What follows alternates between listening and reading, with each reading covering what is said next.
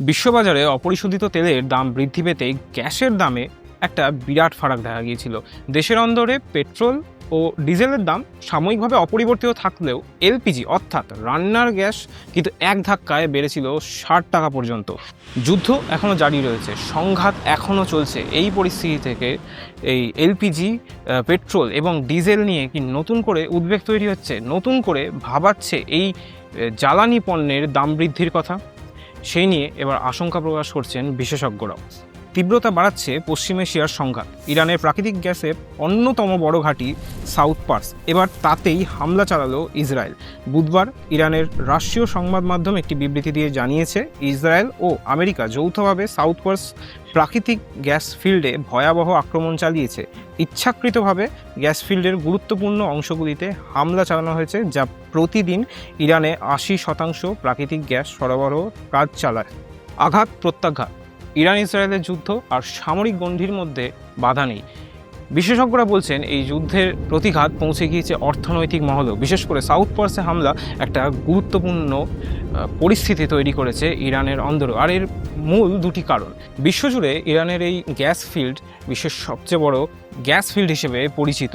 বর্তমানে ইরানের এই South Pars gas field 1800 trillion cubic feet ব্যবহারযোগ্য গ্যাস নিজের মধ্যে সংরক্ষণ করতে পারে, যা আগামী 13 বছর গোটা বিশ্বকে জ্বালানি প্রদান করতে পারবে। দ্বিতীয় কারণ, ইরানের অর্থনীতিতে একটা গুরুত্বপূর্ণ ভূমিকা পালন করে থাকে এই সাউথ পার্স গ্যাস ফিল্ড। বর্তমানে ইরানের এই সাউথ পার্স গ্যাস ফিল্ড মূলত প্রাকৃতিক গ্যাস সংরক্ষণের কাজে ব্যবহৃত হয়ে থাকে, যা ইরানের সমস্ত পেট্রোপণ্য বা বলা চলে পেট্রোকেমিক্যাল এবং গ্যাসোলিন জাতীয় পণ্য উৎপাদনের ক্ষেত্রেও সাহায্য করে থাকে। এবং এই পণ্যগুলো যে ইরানের জন্য কতটা গুরুত্বপূর্ণ তা বলাই বাহুল্য। এই দুটি পণ্যের ওপরে অনেকাংশেই নির্ভর করে রয়েছে ইরানের দেশের জ্বালানি এবং ইরানের ব্যবসাও। সাউথ পার্সে হামলার বদলা নিতে প্রত্যাঘাত শুরু করে দিয়েছে তেহরান। ইতিমধ্যেই কাতার, সৌদি আরব এবং আরব আমিরশাহীর বিভিন্ন গ্যাস ও তৈল ভাণ্ডারে হামলা চালিয়েছে তারা। কাতারে বিশ্বের বৃহত্তম এলএনজি সরবরাহ কেন্দ্র রাস লাফান এবং রিয়াদের তৈল শোধনাগারে ক্ষেপণাস্ত্র হামলা চালিয়েছে মোজতাবা প্রশাসন।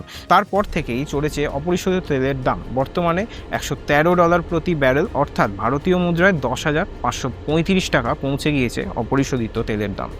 বিশেষজ্ঞরা অনুমান করছেন, সংঘাতের তীব্রতা এইভাবে বাড়তে থাকলে ব্রেন্ট ক্রুড বা বিশ্ববাজারে চলা অপরিশোধিত তেলের প্রভাব দেশের বাজারেও যে প্রভাব ফেলতে পারে তাতে কোনো সন্দেহ নেই।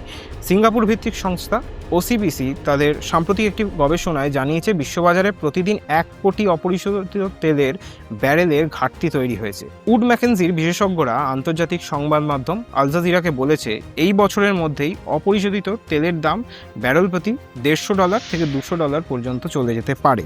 এই অশোধিত তেল নিয়ে আশঙ্কার আকাশ দেখছে নয়াদিল্লিও।